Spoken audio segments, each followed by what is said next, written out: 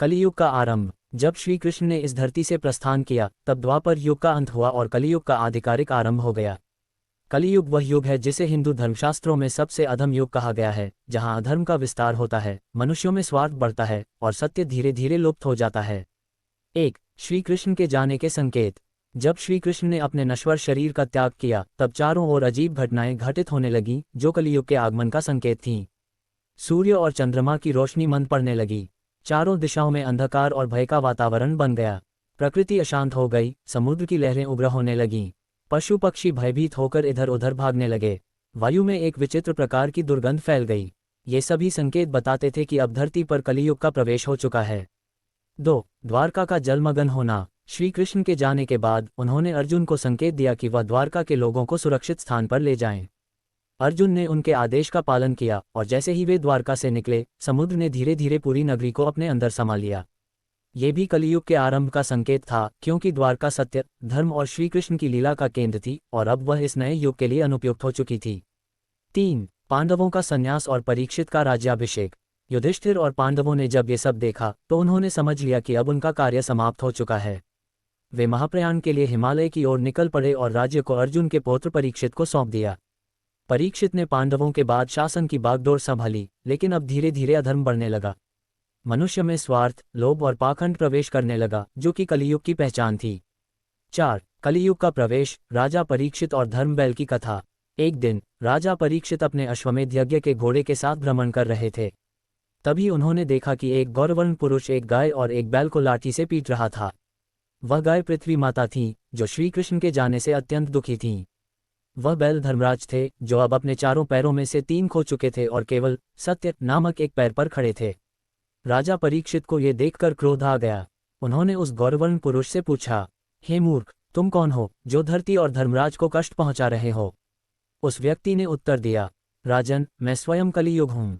मेरा समय आ चुका है, अब मुझे इस पृथ्वी पर शासन करने का अधिकार मिलना चाहिए। परीक्षित ने अपने धनुष की डोरी चढ़ाई और कहा, मैं तुम्हें इस धरती पर एक क्षण भी नहीं रहने दूंगा। कलियुग भयभीत होकर राजा परीक्षित के चरणों में गिर पड़ा और बोला, राजन, मैं भी ब्रह्मा के विधान के अनुसार आया हूँ, कृपया मुझे भी रहने के लिए स्थान दें। राजा परीक्षित ने उसे 4 स्थान दिए। 1. जुआ, जहाँ लोग लोभ में फंसते हैं। 2. मदिरा, शराब, जहाँ इंसान अपना विवेक खो बैठता है। 3. व्यभिचार, अनैतिक संबंध, जहाँ पतन होता है। 4. हिंसा, जहाँ हत्या, क्रूरता और शोषण होता है। लेकिन कलियुग ने 5वां स्थान भी मांग लिया, स्वर्ण, सोना, धन। राजा परीक्षित ने ये शर्त स्वीकार कर ली और तब से जहाँ स्वर्ण, लोभ और धन की अधिकता होती है, वहाँ कलियुग का प्रभाव सबसे अधिक होता है। 5. कलियुग के लक्षण, श्रीमद् भागवत के अनुसार। श्रीमद् भागवत महापुराण के अनुसार कलियुग में निम्नलिखित लक्षण प्रकट होंगे। 1. सत्य का ह्रास, झूठ और छल ही लोगों का मुख्य आधार होगा। 2. धर्म की हानि, लोभ, मोह, पाखंड और अधर्म बढ़ेगा। 3. शासकों का अत्याचार, राजा शासक अपने लाभ के लिए प्रजा का शोषण करेंगे। 4. माता पिता का अनादर, संतानें माता पिता का सम्मान नहीं करेंगी। 5. शिक्षा का पतन, गुरु शिष्य संबंध केवल धन के आधार पर रह जाएगा। 6. भक्ति की हानि, लोग धर्म को केवल दिखावे के लिए अपनाएंगे। 7. अत्यधिक स्वार्थ, हर कोई अपने स्वार्थ के लिए दूसरों को धोखा देगा। 8. महिलाओं की असुरक्षा, स्त्रियों पर अत्याचार बढ़ेंगे। 9. प्राकृतिक आपदाएं, भूकंप, बाढ़, महामारी और सूखा अधिक होगा।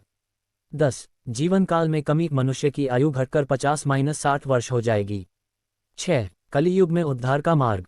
हालांकि कलियुग को सबसे अधम युग कहा गया है, लेकिन श्री कृष्ण ने गीता में कहा था कि इस युग में मोक्ष पाने का सबसे आसान तरीका है सतयुग में ध्यान से, त्रेता में यज्ञ से, द्वापर में पूजन से और कलियुग में केवल भगवान का नाम जपने से मोक्ष प्राप्त होता है। इसलिए इस युग में केवल हरे राम राम राम हरे हरे, हरे कृष्ण कृष्ण कृष्ण हरे हरे का जाप करने से ही व्यक्ति मुक्ति पा सकता है। 7. कलियुग का अंत और कल की अवतार। पुराणों के अनुसार कलियुग का प्रभाव 4,32,000 वर्षों तक रहेगा।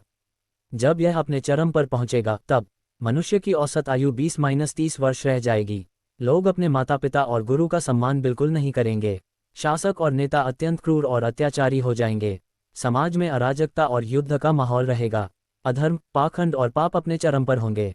तब भगवान विष्णु अपने अंतिम अवतार, कल की अवतार के रूप में प्रकट होंगे। वे एक सफ़ेद घोड़े पर सवार होकर बुराई का संहार करेंगे और सत्ययुग की पुनःस्थापना करेंगे। कलियुग एक ऐसा युग है जहां धर्म, सत्य और नैतिकता की परीक्षा होती है। लेकिन इस युग में भगवान का नाम, भक्ति और सच्चाई ही सबसे बड़ा कवच है। श्री कृष्ण ने गीता में कहा, सत्य परेशान हो सकता है, पराजित नहीं। अधर्म चाहे जितना बढ़े, अंततः धर्म ही विजयी होगा।